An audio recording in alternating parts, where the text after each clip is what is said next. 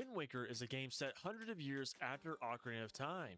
You know the best game of all time? Yeah, it's the best. It's the best one of all time. Wind Waker follows the hero of Link in a sea scattered with 49 islands. Link lives on Outside Island with his grandmother and sister. The people of the Great Sea pass down a legend of a prosperous kingdom, very recognizable to the average Legend of Zelda fan, with a hidden golden power known as the Triforce. An evil man stole this power and spread darkness till a young boy in green, wonder who that could be, sealed the evil with the blade of evil's bane, becoming known as the Hero of Time. On Outside Island, boys are customarily dressed in green to pay reverence to the Hero of Time, as they should.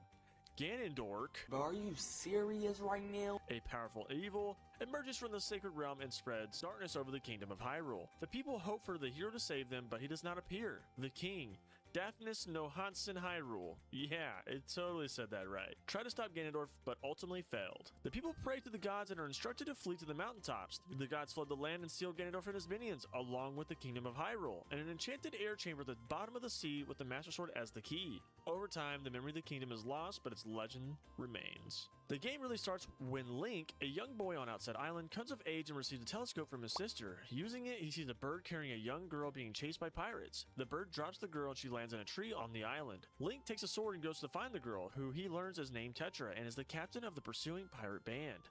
Link leads Tetra to her ship, but a bird kidnaps Link's sister Ariel, mistaking her for Tetra. A Rito postman informs them of stories of a large bird that kidnaps young girls with long ears and taking them to a cursed fortress. Just sounds like the average news story. Link and Tetra reluctantly team up to rescue Ariel and infiltrate the fortress. However, they are caught and Link is thrown to the sea. He is rescued by a talking boat called the King of Red Lions, who tells him that the shadowy figure behind the fortress is Ganondorf, and the key to defeating him is the Master Sword, which can only be wielded after overcoming trials. Link makes way to gather the 3 Goddess Pearls, starting with Dense Pearl on Dragon Roost Island. The King of Red Lions gives Link a baton called the Wind Waker to help with navigation. Link meets Quill and learns of the Rito tribe's troubles with their sky spirit Valoo. A beast named Goma is causing the trouble, but Link defeats it and earns the pearl from Prince Kamali, who is inspired to earn a scale from Valoo.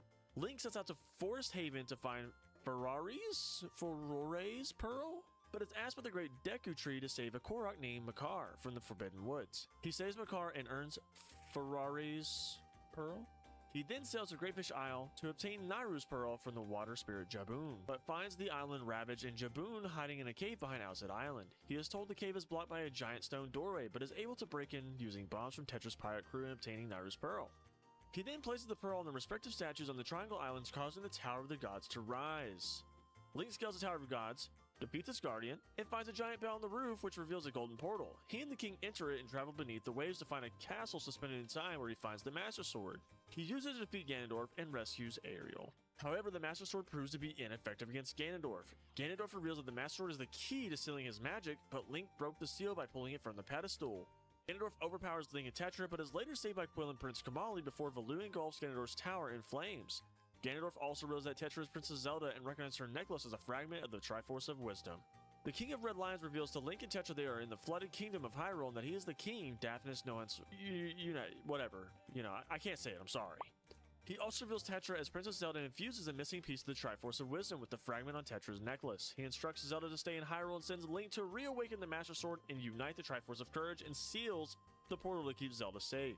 Ganondorf's forces kills the Sages of Wind and Earth, weakening the Master Sword. After defeating the Wind and Earth dungeons, Makar and Medley become the new Sages and restore the sword's power. Link then hunts down the Triforce of Courage. We'll talk more about that later. Spoiler alert, it blows massive donkey cock. Link then presents the Triforce of Courage to the gods and is declared the Hero of Time and Hero of Winds. Link discovers that Ganondorf kidnapped Zelda and took her to his headquarters, Ganon's Tower. Link makes haste for the tower and scales it. Ganondorf is waiting for him, sitting on a bed where Zelda is sleeping. What is this, Sleeping Beauty? What the hell's going on here? He transforms into a puppet creature to battle Link, who Link defeats rather easily. He catches Link off guard and knocks him down and proceeds to summon the pieces of Triforce from within Link and Zelda along his own to assemble the full Triforce. Ganondorf summons the Triforce and wishes for the rays of the sun to expose Hyrule anew so that the kingdom and the world may be his. However, the King of Hyrule touches the Triforce first. The king wishes for Hyrule and Ganondorf to be buried beneath the waves of the Great Sea. He also wishes for hope for Link and Zelda, that they might be able to create a better world. The Triforce grants the king's wish, flooding the land of Hyrule once again before vanishing.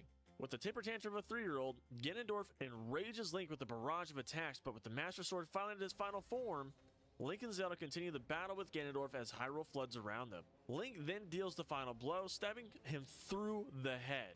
Yeah, the head. So much for this being a child's game, turning him into stone. Link and Zelda are then spirited away to the surface of the Great Sea as Hyrule and his king are buried beneath the sea. Zelda returns to her former self, Tetra. Tetra and Link are reunited with Ariel, the pirates, and some of Link's friends, living happily ever. Wait, I'm sorry, there's some post-credits. What is this, Marvel?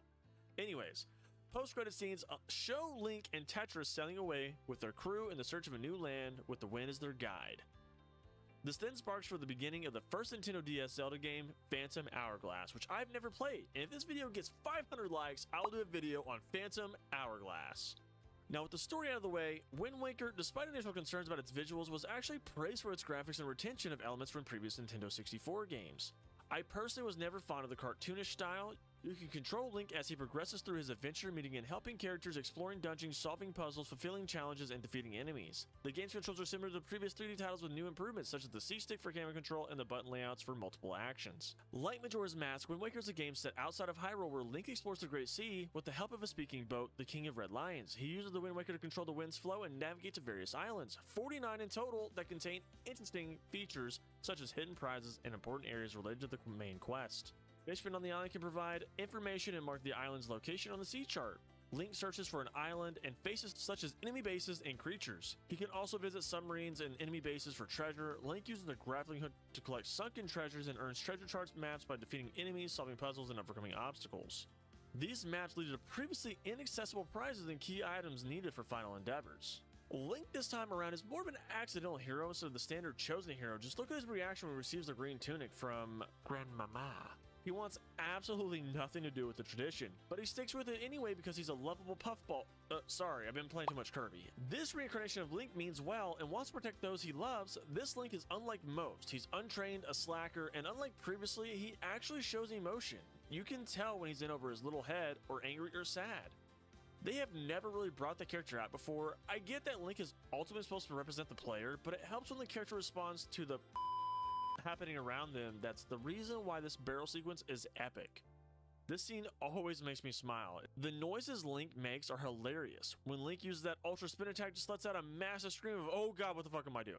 There are plenty of people Link meets in the game across all various islands you can sail to. They're not all as memorable, although some are interesting given how certain events transpire. My favorites in the game are the game host and Beetle. They're funny and charismatic to me. Who doesn't love a good thank you? But as for the game, it's a whole different world out there. No longer are there lands filled with lush green grass or different scenery. Instead, we have oceans as far as the eye can see. And together with the King of Red Lions, it's Link's task to sail these waters in search of new islands containing towns to visit, dungeons to clear, and treasure to loot. It is without a doubt the trait that defines Wind Waker. Sailing is the means of how you travel in this world, and before, I used to absolutely hate this. Like, I hated it. I mean, I still dislike it, but it's not as bad as it used to be. Traveling requires using your sail to ride along the wind's path, but sometimes the wind may not blow in the direction you want or need it to, so you must manually change it, and that's where the infamous Wind Waker comes into play. A magic baton that allows one to change the direction of the wind. It doesn't have the same impact as the ocarina if you ask me, and it's nowhere near as big of a deal. It's just given you with no build up, and then from that point on, it's just something you use to speed up time, progress through dungeons, and conduct seances with. Well, I guess when you put it that way, I guess it is the exact same as the ocarina. Ocarina is still 10 times better though. Playing with your little baton is not as quick as the ocarina. The inputs are simplified to some degree, but you're playing on an actual time signature which can't be sped up for any song. In later scenarios when you're required to play a specific song repeatedly, it starts to... No, that really grinds my gears. This is one reason why sailing sucked so much in the original Wind Waker. You had to use that thing constantly to change the wind in a favorable direction. You would be stopped in your tracks, only about is to whip out the baton. Oh boy, here we go again. Play the notes, change the wind, watch the wind change. Yes, constantly watch the wind change and get moving again. What a turn off. Or use the R button and slowly cruise if you're semi-close to your destination. It was preposterous. The only reason why was because simply sailing from one place to another was such a nuisance. Don't get me wrong, there are loads of islands, big and small, to discover when traveling. And they all contain something at least worth your while, whether it be a payout of rupees, piece of heart to eventually extend your health, one of the many fairy fountains that can grant Link upgrades to his arsenal. The ocean itself even has a few things that you can salvage, though it's mostly rupees. I think this game has one of the highest potential rupee caps in the whole series, a total of 5,000 rupees after getting the biggest wallet. But if you were playing the original version of the game, there was a very good reason for that.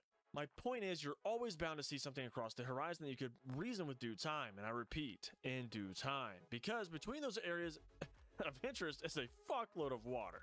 There is too much water in this game, and it just absolutely destroys the first portion of this game's pace. Now, I say first because once you get the bow and arrows, you can get the Ballad of Gales by shooting this guy in the ass a couple times with your wood. Hey yo, what the fuck? No pause. Which allows you to warp to certain points in the map, reducing backtracking substantially, which is a great, but, the journey before that feels like something else, and maybe it's just the developers really trying to exemplify the sheer scope of exploring the Great Sea to never know what to expect beyond the endless horizon. Which is good for a first-time play, I suppose, but come on now. I will say, there is something about the sound and feel of winning clashing water battles that gives me goosebumps, makes me feel like freaking Jack Sparrow. I'm Captain Jack Sparrow. And when the sun goes down, or when the weather suddenly gets rough, I'm legitimately tense. I will say it's just not as visually appealing as, say, riding on horseback against the lush green landscape of Hyrule Termina. Keep in mind, I thought Hyrule and Ocarina of Time was pretty vague and empty, but visually there was some, there was more there. I'm not the type of dude that likes waiting 5 minutes in the sea to get to the next island. I bet Link forgets the alphabet because he's always lost at sea. Bruh. I'll gladly stop to observe uncharted territory if I happen to come across it along the way, but I'm not very interested in exploring Wind Waker at all. Charting the map was incredibly tedious too. This is another reason why I prefer the HD remaster, because that version gives you the Swift sale, baby. You gotta buy it from the auction house, which was a bit random. I don't want any other propaganda, I want that fucking sale. But once you get it, it's astounding. You move twice as fast, and every time you whip it out, the wind automatically changes the direction you're facing. Oh boy, you pinching a tent? Because I sure am. No longer do you have to endlessly change the wind direction and watch it blow, unlike your girlfriend. It's less time spent in the ocean and more time spent on some more of the traditional aspects of Zelda, like dungeons, at least for a little bit anyway. Wind Waker was under strict schedule, so just like Majora's Mask, during development, content apparently got omitted. You can sort of feel it at times. Link goes through 2 dungeons to get to the prose of the goddesses respectively, but the third one is just oddly given to him with no climax, also just like your girlfriend. What's wrong with me?